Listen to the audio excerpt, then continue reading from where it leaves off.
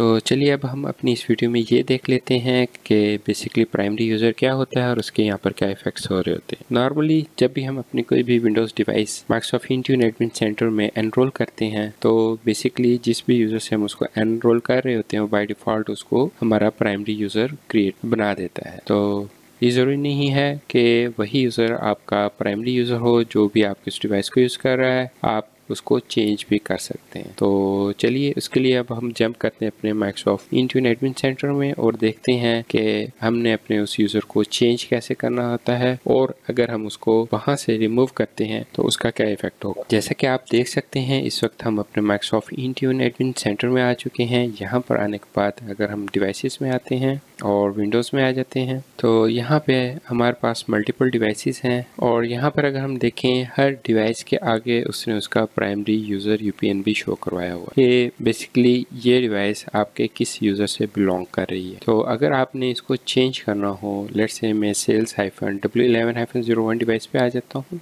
और प्रॉपर्टीज़ में आ जाते हैं। यहाँ पर आने के बाद अगर आप देखें तो हमारे पास एक प्राइमरी यूज़र के ऑप्शन है और यहाँ पर वो हमें दिखा रहा है कि आप बाय यूजिंग बासित बेसिकली इसका एक प्राइमरी यूज़र है। और अगर आपने इसको चेंज करना है तो यहाँ पर बेसिकली आपने चेंज प्राइमरी यूज़र पर आना है और यहाँ से आप अपना कोई भी यूज़र चूज़ कर सकते हैं जिसको आप अपने उस डिवाइस का प्राइमरी यूज़र बनाना चाह रहे हैं। फॉर एग्जांपल यहाँ से मैं अम्मार को ले लेता हूँ और सिलेक्ट पे क्लिक करता हूँ। तो अगर अब हम देखेंगे यहाँ पर उसने हमारा प्राइमरी यूज़र चेंज करके अम्मार कर दिया है। जब आप ये चेंजेस कर लेंगे उसके बाद आपने इसको सेव करना नहीं भूलना, उसके लिए सेव पे क्लिक कर दें और दोबारा से हम इसके ओवरव्यू में आ जाते हैं। यहाँ पर ये थोड़ा सा टाइम लेता है इसका प्राइमरी यूज़र चेंज करने के लिए। लेट्स से अगर हम अगेन विंडोज़ डिवाइसेस में आएँ और यहाँ पे अगर हम देखें अभी तक ये हमें इसका यूज़र बासी शो करवा रहा है। जब तक ये इस पर चेंजेस इफेक्ट होती हैं उस वक्त तक मैं इस वीडियो को पास कर रहा हूँ। जैसा कि अब आप देख सकते हैं हमारे जो sales-w11-01 डिवाइस है इसका प्राइमरी यूज़र चेंज हो चुका है। और अब हम इसमें ये देख लेते हैं अगर हम अपने इस यूज़र को रिमूव करेंगे तो उस सूरत में यहाँ पर क्या होगा। उसके लिए हम अपनी इस डिवाइस नेम पर क्लिक करते हैं।